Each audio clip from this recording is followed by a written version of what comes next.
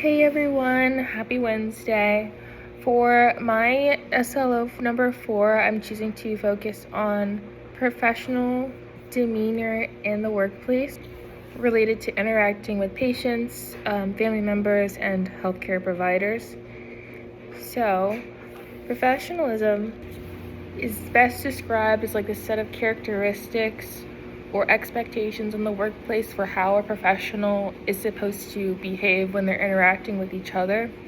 So nurses, as a profession, have the responsibility of representing that profession when they're in the workplace, especially. And this can honestly be kind of tough because nursing is a really intimate and caring profession, but it still requires certain boundaries in place when it comes to interacting with coworkers, family members, and patients.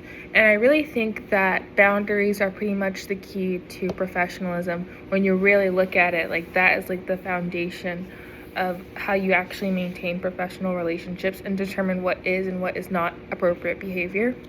So like it's mentioned in this assignment outline, one of the questions is it okay to friend a patient on Insta? And that's a really simple question regarding professionalism.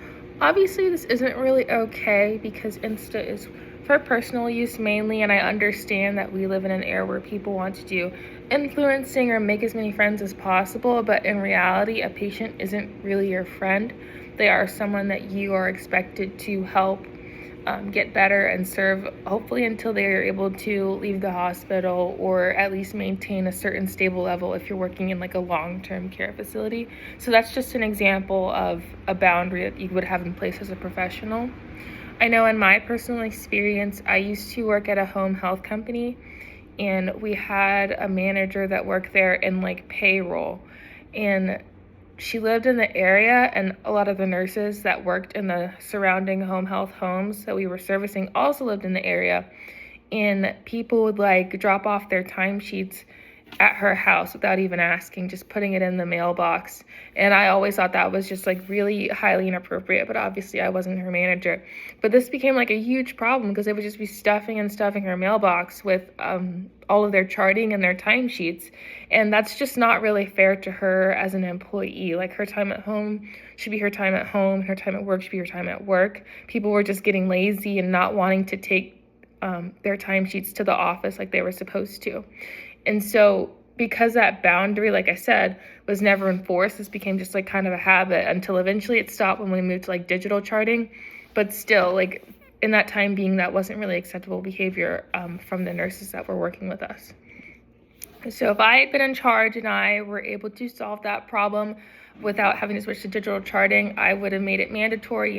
If you're putting the timesheets into the mailbox, you'll be getting a write-up. Like, there has to be some type of reprimand or sanction for that type of behavior until people learn that that's just not acceptable. And that's really what you have to do to enforce your boundaries.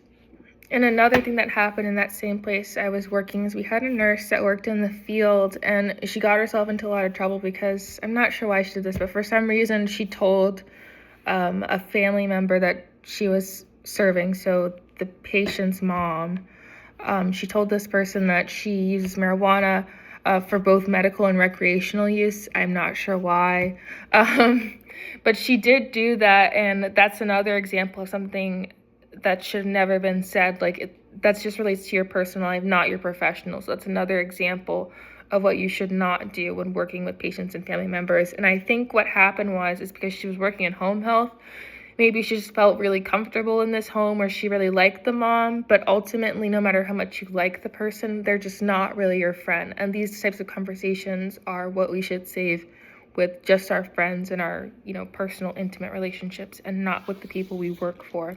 And ultimately, that cost her the job when she did that, because the mom had complained to corporate and they had to essentially punish the nurse, when in reality, this would have never happened because no one had any plans to investigate her use of marijuana or drug test her. But because she admitted this to the mom for no reason, they had to investigate. They had to fire her for that.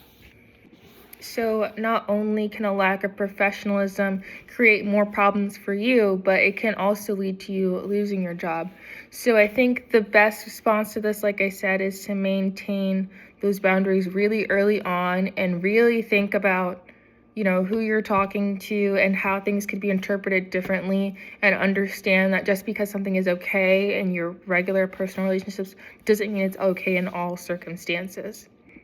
And if you are in situations where people are prying you for personal information, don't be afraid to tell people, I don't discuss that, or that's not a part of what I'm doing today. And don't be afraid to be stern in this, because ultimately, like, this is your livelihood, and your reputation at work is more important than how anyone else feels. So I haven't really experienced this like in my clinicals currently at the infectious disease clinic, but I will say one thing that my preceptor does do that I have noticed is that when people are talking or if a patient is joking, she doesn't necessarily always like agree. Like a patient might say, oh, I drink a lot or I smoke a lot of weed, and you might think it'd be funny to join and say, yeah, me too. But she doesn't do that. She just listens. Especially if the type of joke that they're making is a little bit like racy, because ultimately, if someone were to hear that she agreed or said something inappropriate, she would be in trouble, not the patient. So even though I don't have any specific examples from that happened in clinic, I have noticed how my preceptor is able to maintain a professional boundary in that setting. So in conclusion, my only advice is, really think critically about what you're saying, who you're saying it to, the context, and all the ways that it could be interpreted, and really reflect before you just say things or agree to things that may not be considered appropriate, especially at work. And maintaining boundaries is going to be really the key, especially for future nurses out there. Thank you.